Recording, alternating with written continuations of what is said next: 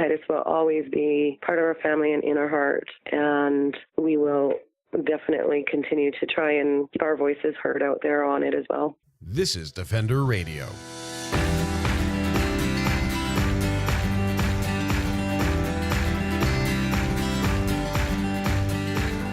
I'm Michael Howie, and this is Defender Radio, the podcast for wildlife advocates and animal lovers, brought to you by the Fur Bearers. Not long ago, Kimberly Ross and her family lost their beloved companion Titus to a legally set snare. This episode features an emotional interview with Kimberly. If you are unable or choose not to listen, I understand. But I do ask that you click on the links in our blog or show notes, or head to thefurbearers.com/snares to take action on banning these horrible, inhumane devices. Snares are legal across Canada, and, as you will hear, can be set without warning and without setback from publicly accessible recreation areas, property lines, and natural places. Kimberly spoke with Defender Radio just 1 week after losing Titus to share her story in hopes that they can help save the lives of other pets. Let's talk about the area where you live. To give it an idea and an image, you said it's a rural area? It is a rural area. It's basically the slogan for our Rocky Mountain House town is they are the gateway to the Rockies.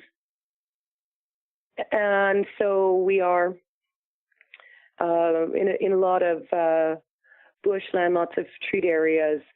And obviously we are literally just an hour or so away from the mountains. So it is fairly forested as well. Mm-hmm. Probably very picturesque, I would imagine. It's absolutely beautiful. I've grown up there my entire life. The Clearwater County where we live is populated by about 20,000 people in a very, very large area. The town of Rocky Mountain House is a population of about 6,000. And we get a lot of outdoor activities happen out there. Right on our doorstep, there's skiing, snowmobiling, cross-country skiing, snowshoeing, you name it. There is a very, very active outdoor activities that people travel from a very long way to come and enjoy that. Correct. I imagine in a small town, there's also a very strong sense of community. Absolutely. That hits the nail right on the head with this place that we live. Our farm, where we live, we are familiar and have been friends with all of our neighbors in the neighboring farms and neighboring acreages for many, many years. And we don't have a very high turnover, I guess you would say, in families moving in and out of the area. They tend to come in and they tend to stay, and we have a pretty close-knit little tiny community of our own. Let's talk a bit about Titus. He looked like he was a big guy, maybe some kind of a shelter special? He was. He was rehomed as a young dog, not a puppy, but a young dog to us about 8 years ago. And we were told at the time that he was a German Shepherd crossed with, they didn't know what, right? But that didn't matter to us. At the time, I was a single mom with two young boys, a 1 and a 3-year-old. And I did want a dog around. I'd always had dogs my entire life. And I did want a dog around our house, just to have a presence, a bit of protection and whatnot there, and to have my boys grow up with a really good pet. And so we decided on Titus. And he really was a guard dog for our property. He made sure that anybody that came there, they knew he was there. He wasn't aggressive, but his presence was very much noticed when visitors and whatnot. He also protected our animals. We have a mixed farm. We've got some cattle and we've got chickens and on a hobby scale too, with some sheep and goats and whatnot. And he was very, very good at making his rounds all the time to make sure that not only we were taken care of, but also the animals were taken care of. And that was his job. That's what he did. He obviously lived in the house with us, but was a very active outdoor dog as well. And he had his job and his people, and he did a very good job at becoming part of our entire family. That's a very common life for a dog in rural Alberta, to go out and roam, but they're loved and part of the family. Yeah. It's also healthy for them, I would argue, to have that job and to be able to go and do those things. It is, and most of the dogs that we have ever been on a rural area, they are never tethered or confined to a kennel or a dog run or what have you. They tend to always stay by their home, but they are, I guess, there is potential for them to wander off the property. If being the neighbors that we have always had, randomly, especially with my kids, we would have a neighbor's dog show up. The boys would be playing out in the yard. The neighbor's dog is like, hey, that sounds fun. I'm going to go down there and play with them. And we just either call the neighbor or walk the dog back and let them know that, that their puppy is safe, but he's with us. And in the event that their other neighbor's puppy might say, hey, I want to go and chase somebody else's cows today, then as a landowner, ethically, you go to the neighbor and say, hey, your puppy is chasing my livestock. Can you please train him not to do that? And it's been like that for the last 50 years around there. You just go talk to your neighbor and you deal with it. And everybody's family members, their pets are safe and happy and content.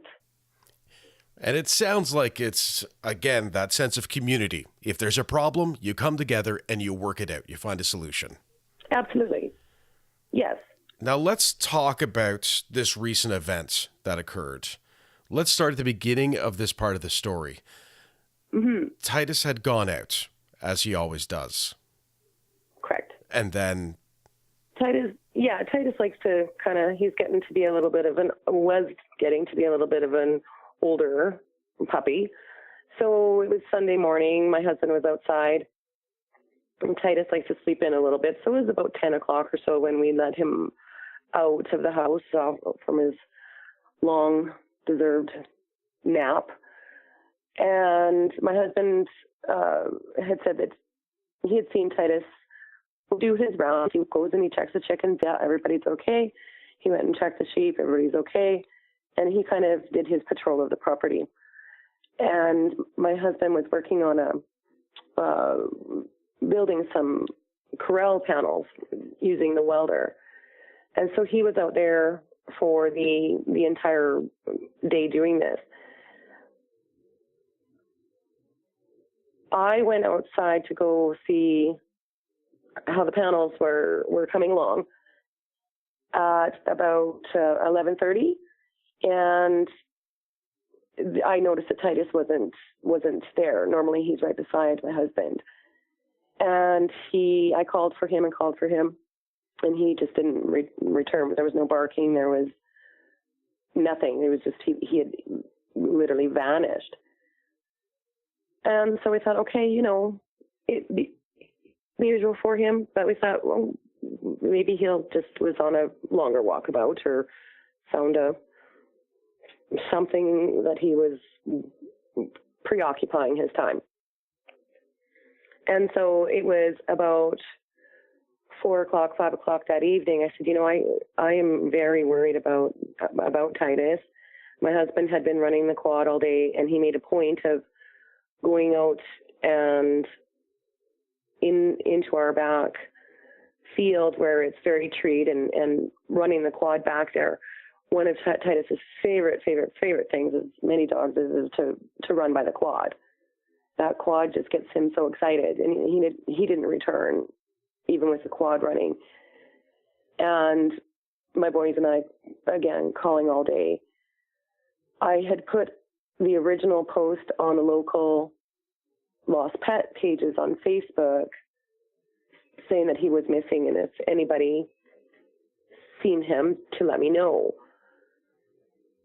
And immediately I started to get some messages about potential people in the area that had been alleged to be stealing these types of dogs from rural properties.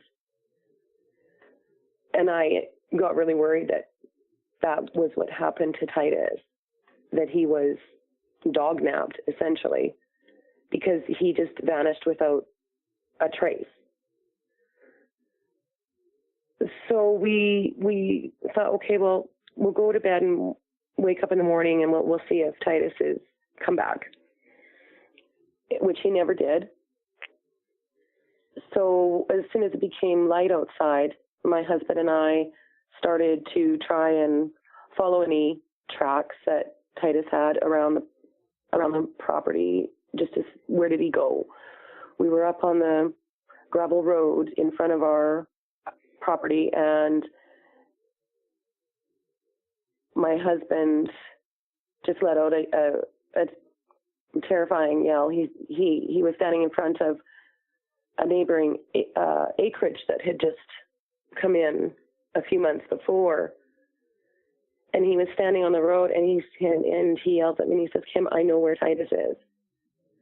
And I'm like, all of a sudden I was like, oh, good.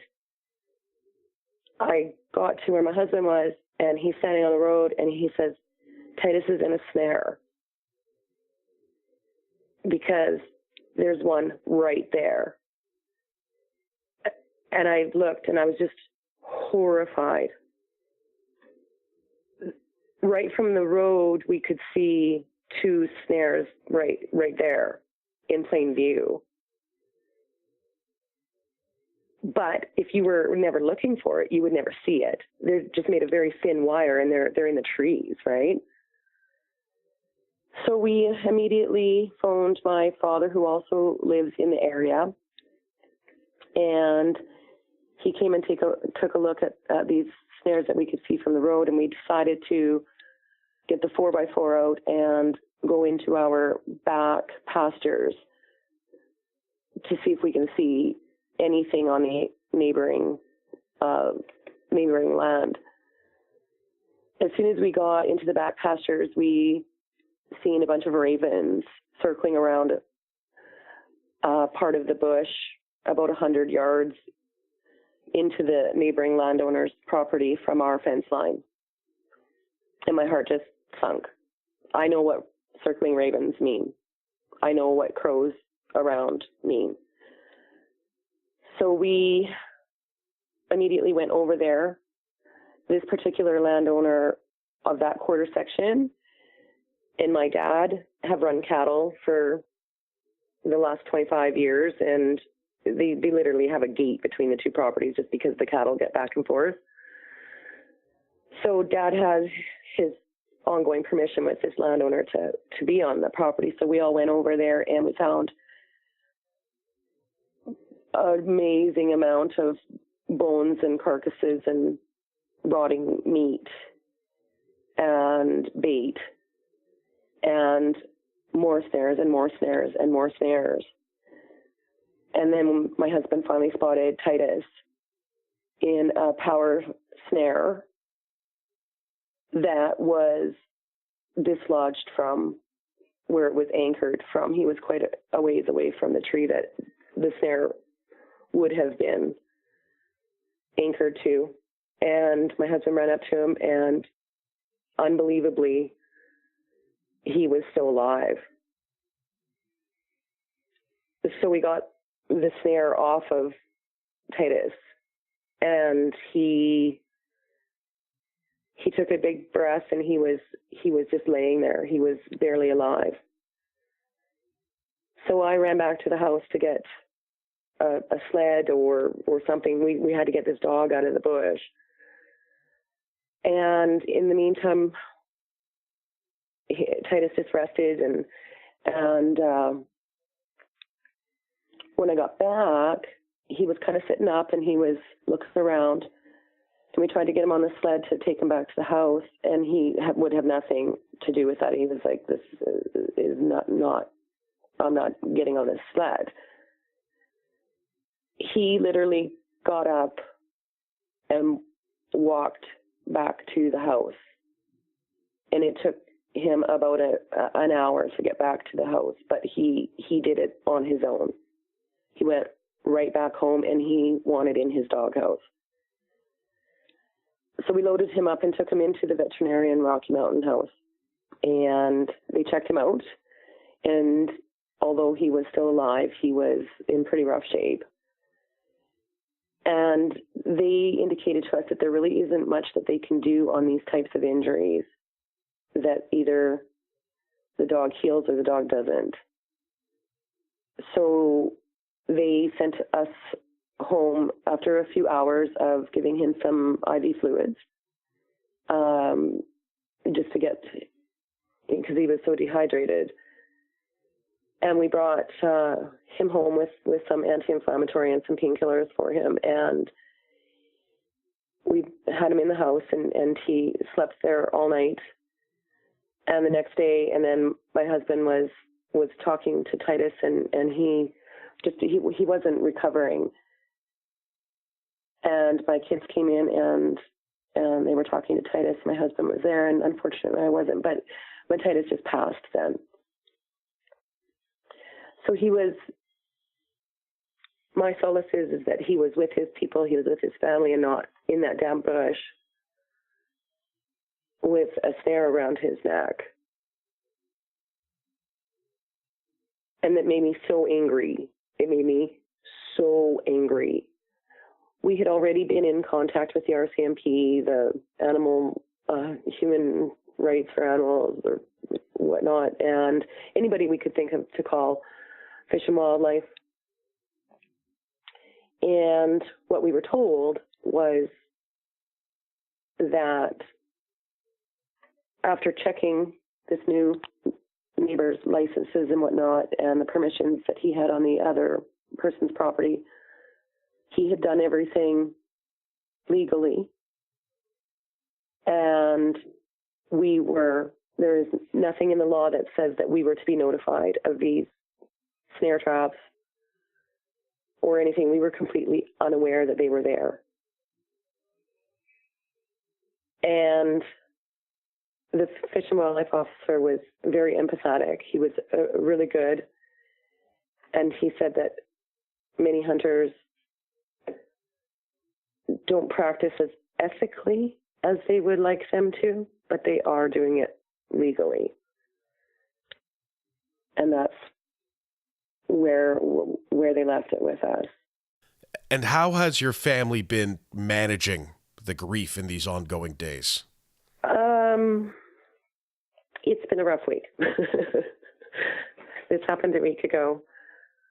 And there's all sorts of mixtures between going from obviously extreme sadness to extreme anger and back again. And just having the closure that he was there makes us feel better that we did find out what it was that happened to him. But we were at the point then that we were like, something needs to change. This can't happen to all of these pets. Because as our story got out there a little bit more and more, I had people reaching out to me with their stories.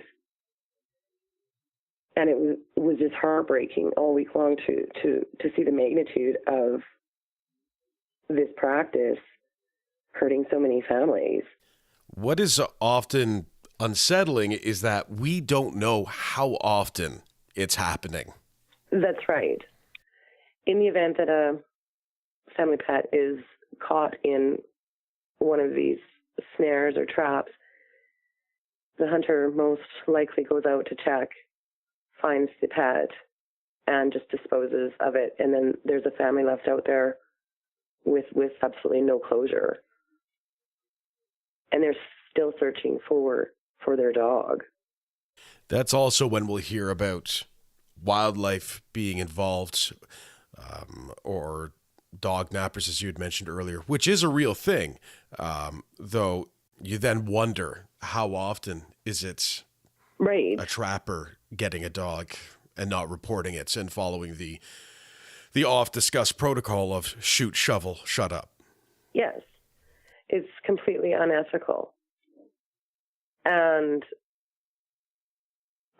so many times have I heard, and I've said over the past week, we didn't know. If we had known, we would have done things differently with Titus. We would have made sure that, he didn't have access off the property until the snares were gone. We would have 100% done anything in our power to ensure that he couldn't be lured over there by that bait, because that's what that's what he was going for. Just like a coyote. He wow, look at all of this good stuff over here. And we would have made sure that he wouldn't have had any access to it at all. We had no idea it was there. And that needs to change. The hunters need to have legislation that makes them tell people where their traps are, so that people can take extra precautions with their dogs. The legislation says that your dog is to be kept on your property at all times, and if he's off your property, to be on a leash. Well, the dogs are being lured off their property just like it's candy to a kid. And on that note, and on that thought as well, as a mother, have you considered that possibility of this is where the kids play and explore? You wouldn't imagine how many times in the past week that has run through my head. My boys are very active outside, and they are in the age right now where they're 7 and 9 years old, that they are old enough to go and play out by themselves and whatnot. I couldn't even imagine. They go into the bush all the time, exploring and hunting, or they're not hunting. They're scouring for different. They're very much into the survival where you eat the yeah, there's a word for that. You're right. And whatnot. Foraging. Yeah, and then they go and they put their little plastic baggies on the trees to collect water and whatnot to drink in the event that they I'm wise. out in the wilderness. They are part of the local junior forest warden club in our community as well, and so that's what they do, is they learn about the conservation and the trees and the plants and whatnot. So they go out and they practice this all the time. Have I thought about it? Completely. Absolutely, completely. It very easily could happen to a child or even an adult that is potentially out there foraging as well. The snares are so indistinguishable from the underlying brush that you have no idea that they're there. One of the things that we'll often talk about at the Fur Bears and with our supporters is that there is no setback required for publicly accessible areas either.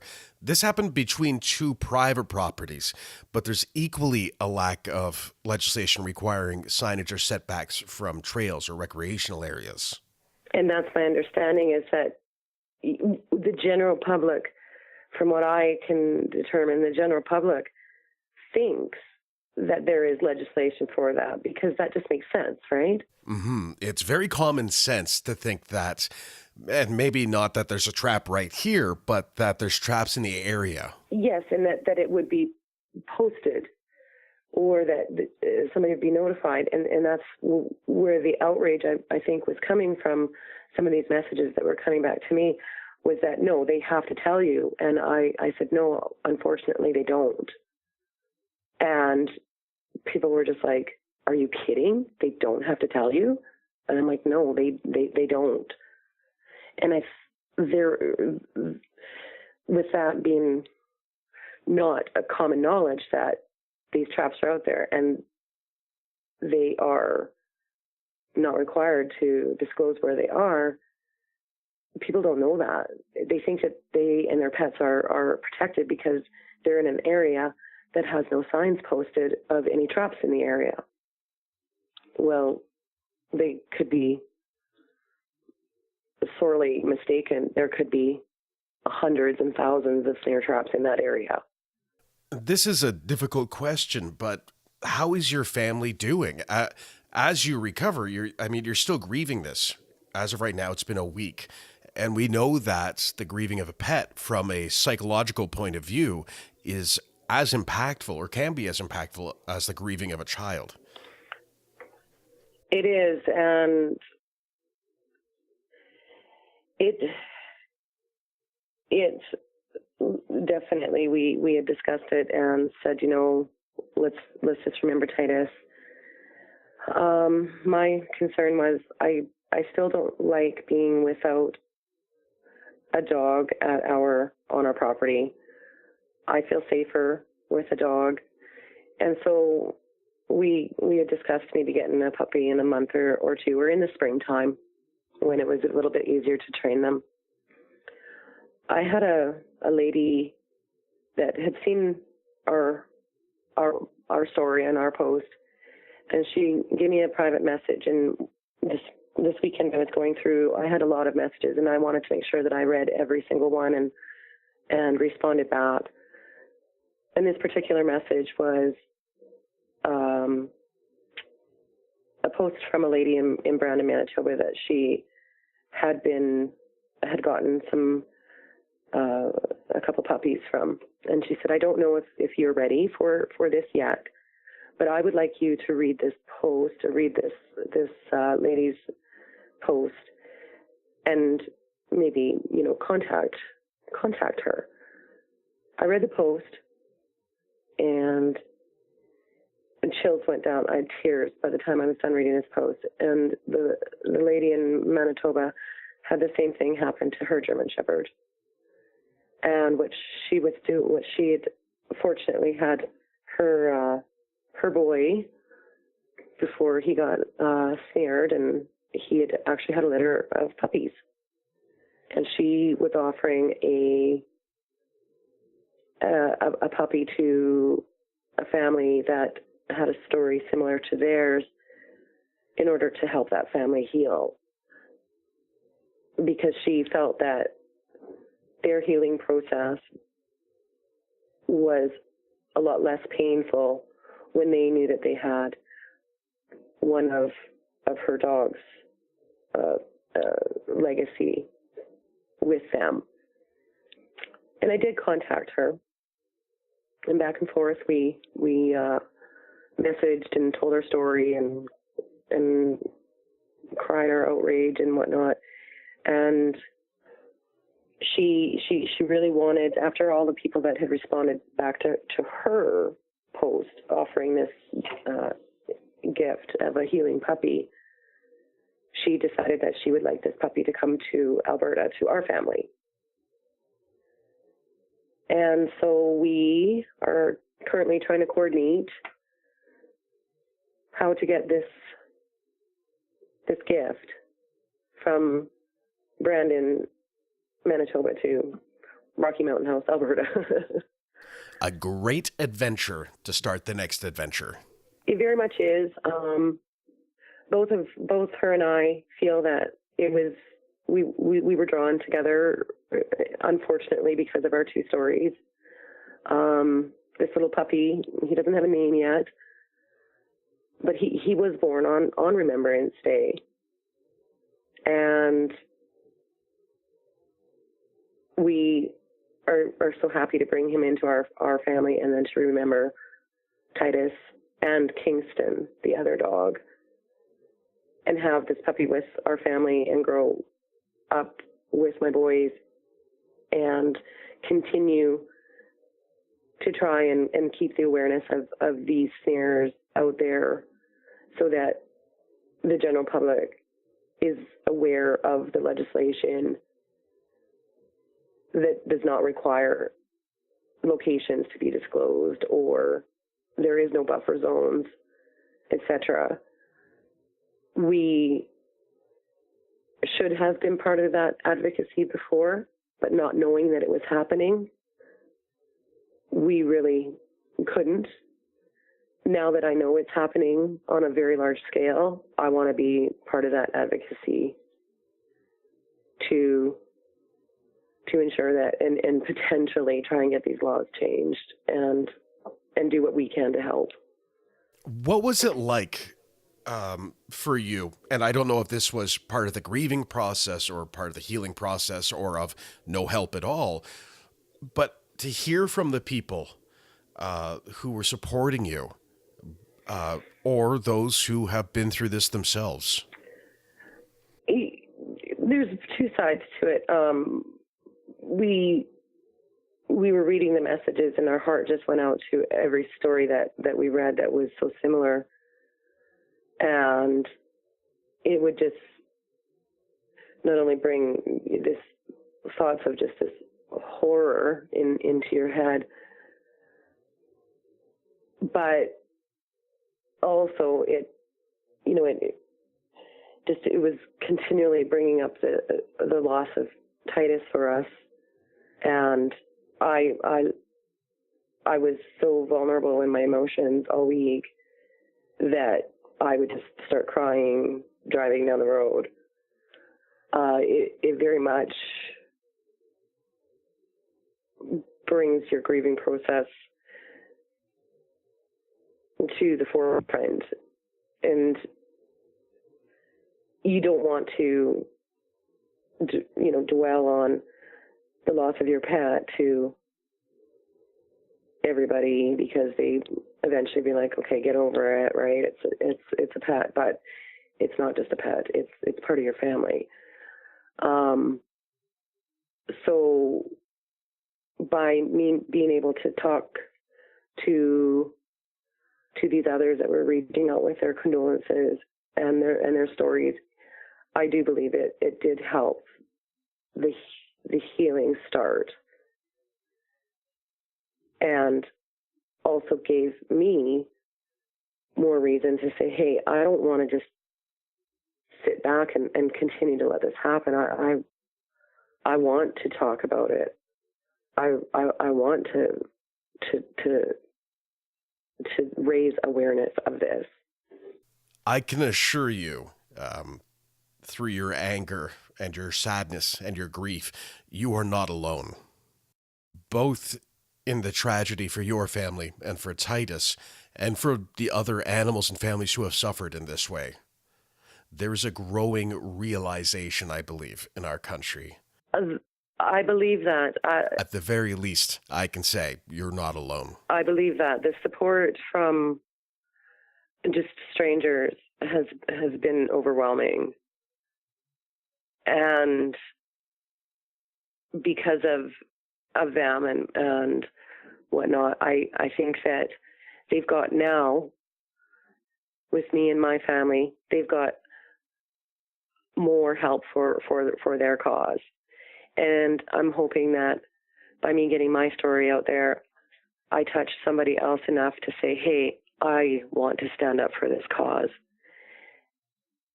And down the line, that then another person will then say, I want to stand up for this cause. That is how great change is achieved. Right.